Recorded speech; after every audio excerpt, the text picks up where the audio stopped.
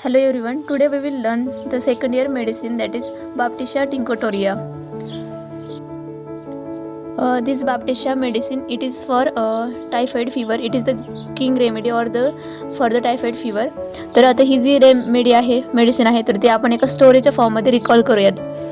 तर एक इमॅजिन करा की एक टायफॉइड लाईक फीवरचा एक पेशंट आहे, जो की एक्झॉस्ट झालेला एक पेशंट आहे, जो की बेडवरती झोपलेला आहे. Then he feel very weak and toxic and dull.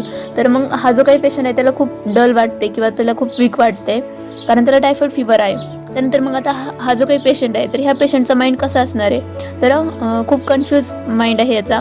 तो म्हणजे कुठल्याच गोष्टीचं थिंक पण करू शकत नाही, नॉट थिंक क्लिअरली, कन्फ्यूज आहे, fall asleep file the answering. आणि त्याला एखादा क्वेश्चन विचारला तर तो क्वेश्चनच्या मिड सेटलाच झोपी जातो किंवा आन्सर नाही करू शकत.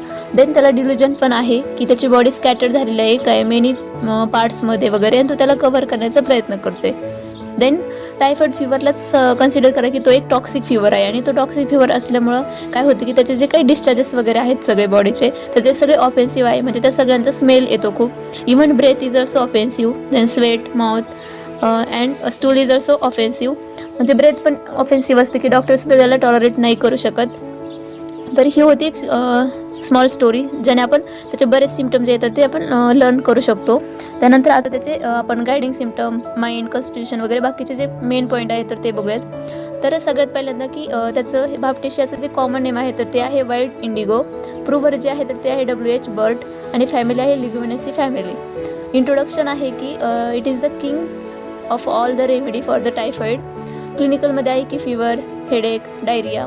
स्पियर ऑफ ॲक्शन म्हणजे ही मेडिसिन कुठल्या ऑर्गन्सवरती ॲक्ट करते. So it is acts on the blood, mind, nerves and the GI tracts means gastrointestinal tract. त्यानंतर पॅथोजेनेसिस आहे, it disorganises and the decomposes the blood in the fever, then the fever in typhoid, preventive medicine against the typhoid. आता constitution म्हणजे हा जो काही patient असणार आहे टायफॉइडचा, तर त्याचा ॲपरन्स कसा असणार आहे, म्हणजेच physical makeup. So physical makeup is की flush, dusky, dark red, stupid expressions. म्हणजे हा खूपच डल पेशंट असणार आहे. स्टुपिड त्याचे म्हणजे बिहेवियर वगैरे असणार आहे त्याच्या फेसवरती. माउथमध्ये अल्सरेशन वगैरे झालेलं असेल, आणि विथ द ऑफेन्सिव्हनेस म्हणजे माउथमधून खूप स्मेल वगैरे येईल, आणि ब्रीथ पण त्याची ऑफेन्सिव्ह वगैरे असेल. दुसरं म्हणजे टेम्परामेंट, तर लिम्फॅटिक टेम्परामेंट आहे. Then relation with the heat and the cold, that is the chilly patient. Then miasm it is the psora. Then guiding symptom. Guiding सिम्पटममध्ये फर्स्ट आहे की all discharges are the offensive. म्हणजे urine, stool, sweat, ulcer, even breath is also offensive. म्हणजे सगळे जे discharge आहे त्याचं खूप घाण स्मेल येणार. त्यानंतर सेकंड आहे की patient feel sore bruise in the whatever position. म्हणजे ज्यावेळेस पेशंट झोपतो त्यावेळेस त्याला कुठल्या पण पोझिशनवरती जर झोपलं तरी पण त्याला सोअर फिलिंग वगैरे असते. Patient is unable to sleep, म्हणजे तो झोपू नाही शकत कारण त्याला खूप पेन वगैरे होतं. त्याच्यानंतर त्याला झोपल्यानंतर त्याला डिल्युजन वगैरे होतं की त्याची हेड, बॉडी ही सगळी स्कॅटर्ड झालेली आहे मेनी पार्ट्समध्ये, आणि तो थर्ड पर्सन वगैरे आहे असं त्याला वाटतं. Unable to keep the covered pieces together, तो त्याला कव्हर नाही करू शकत. Then patient falls asleep before answer the question and the mid set of the answer. म्हणजे एखाद्या क्वेश्चनचा आन्सर देताना तो त्याच्या मिड सेटलाच म्हणजे झोपी जातो, आणि तो त्याचा आन्सर नाही करू शकत. देन इनकॅपेबिलिटी ऑफ द थिंकिंग, म्हणजे थिंकिंग नाही करू शकत तो. जर त्याने थिंकिंग वगैरे केलं तर त्याचं ओव्हर एक्झर्शन वगैरे होतं, त्याला ॲग्रेवेशन वगैरे आहे थिंकिंगचं. आणि can not fixing mind on the work, म्हणजे तो एखाद्या वर्कवरती त्याचं माइंड जे येतं ते फिक्स नाही करू शकत. Then aversion to mental labour, he can swallow the liquid only and the least solid food gags. म्हणजे तो लिक्विड इझिली ड्रिंक करू शकतो, परंतु सॉलिडने त्याला त्रास वगैरे होतो, थ्रोटमध्ये सुअर पेन वगैरे होतं, पण ते पेनलेस असतं. Then the look of the face is the stupid, dusky and the red appearance असतं, जे की आपण कॉन्स्टिट्यूशनमध्ये बघितलं. देन अल्सरेशन इन द माउथमध्ये अल्सरेशन वगैरे असतं, ड्राय टंग असते, आणि स्मेल येतं म्हणजेच ऑफेन्सिव्ह असते. देन टायफॉइड स्टेटमध्ये डिसेंट्री, डिप्थेरिया पण होतं त्या पेशंटला. आता हा पेशंटचा माइंड कसा असतो, तर हा पेशंट खूपच कन्फ्यूज असतो, परफेक्ट इंडिफरन्स वगैरे असतो. Patient is the incapable of the thinking anything, म्हणजे तो कुठल्याच गोष्टीचं म्हणजे जास्त थिंकिंग वगैरे नाही करू शकत, किंवा जर थिंकिंग केलं तर मग त्याला ॲग्रेवेशन वगैरे होतं, तो एक्झॉस्ट वगैरे होतो. Then inability to fix his mind on any work, तो एक कोणतंच कामावर त्याचं माइंड फिक्स नाही करू शकत. Does not want to mental work. Patient fall asleep before question, म्हणजे तेच की एखादं क्वेश्चनचा आन्सर देण्याच्या अगोदर तो झोपी जातो. Head body scattered into the 3 pieces cannot cover them. म्हणजे बॉडी वगैरे स्कॅटर्ड झाल्यासारखं त्याला वाटतं आणि तो त्याला कव्हर करण्याचा प्रयत्न करतो, पण ती कव्हर नाही होत. देन पर्टिक्युलर्स आहे, पर्टिक्युलर्समध्ये की टायफॉईड फिवर. तर टायफॉईड फिवर हा खूप म्हणजे इम्पॉर्टंट आहे ह्या मेडिसिनमधला पॉईंट. याच्यावरती SCQ वगैरे विचारतात. तर मग किंग रेमेडी जी आहे ती टायफॉईड फिवरसाठी तर ही आहे बाप्टिशिया. त्याच्यामध्ये मग पहिल्यांदा आपण बघणार की टेम्परेचर, त्यानंतर पल्स वगैरे बघणार. टेम्परेचर, मग हा जो काही टायफॉईड फिवर आहे तर ह्या फिवरमध्ये जे टेम्परेचर असतं ते खूप हाय ग्रेडचं असतं. That is 103 degree Fahrenheit to the 106 degree Fahrenheit.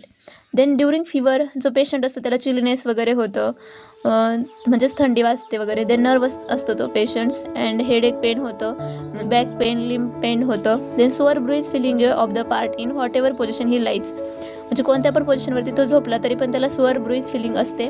त्यानंतर जे पल्स आहे तर पल्स कशी असते मग सॉफ्ट असते आणि फुल असते, ब्रॅडिकार्डिया असते. Then offensiveness. आता ऑफेन्सिवनेस जे म्हणजे जे ऑल डिस्चार्जेस आहेत त्या पेशंटचे of the body are offensive, like the stool, urine, sweat, even breath is also offensive. It is unbearable for the doctor. म्हणजे ते डॉक्टरला पण बिअरेबल करता येत नाही, असे इतके ऑफेन्सिव्ह असतात. त्यानंतर आता ह्या जे पेशंटचे म्हणजे ड्युरिंग फिवर टंग कशी असणार आहे तर टंग व्हाईट असते, व्हाईट कोटेड, रेड ॲपरन्स असतो आणि ड्राय असते, क्रॅक असते आणि अल्सरेशन असतं आणि स्मेल पण येतो. Then during the fever delirium होतं त्या पेशंटला. तर मग पेशंट काय म्हणतो की that his body scattered and he is 2 or 3%. म्हणजे तो म्हणतो की त्याची बॉडी स्कॅटर्ड होती आणि तो 2 or 3% वगैरे आहे आणि कॅनॉट कव्हर देम प्रॉपरली. तो त्याला कव्हर नाही करू शकत. Patient falls asleep even before he can answer the questions or the sleep mid set of the answer. Then appearance of the patient. मग पेशंटचा ॲपरन्स कसा असतो की patient is the very weak, prostrated, disordered and the face is drunkard, flush, dusky and the dark red. म्हणजे खूप dull face वगैरे असतो. त्याच्यानंतर काय आहे की इनकॅपॅसिटी ऑफ थिंकिंग एनिथिंग. म्हणजे तो कुठल्याच गोष्टीची थिंकिंग वगैरे नाही करू शकत. Perfectly indifferent with the aversion or the mental exertion. म्हणजे त्याला मेंटल एक्झर्शनचं ॲव्हर्जन वगैरे आहे. आणि अजून जे पर्टिक्युलर्स आहे त्यामध्ये डायरिया पण आहे. तर त्यामध्ये तो सेन्सिटिव्ह डायरिया असणार आणि स्टूलचं जे आहे तर ते स्टूल ऑफेन्सिव्ह वगैरे असणार. त्यानंतर डिसेंट्रीमध्ये पण सेम की ऑफेन्सिव्ह असणार आणि पेनलेस डिसेंट्री असते. थ्रोट पण जे येतं ते पेनलेस वगैरे आहे. तो लिक्विड इझिली सॉल्व्ह करू शकतो पण सॉलिड नाही. तर इग्नेशामध्ये ऑपोजिट आहे की त्याला ॲग्रेवेशन होतं लिक्विडने आणि सॉलिड तो इझिली सॉल्विंग करू शकतो. So this is all about this medicine. Thank you so much.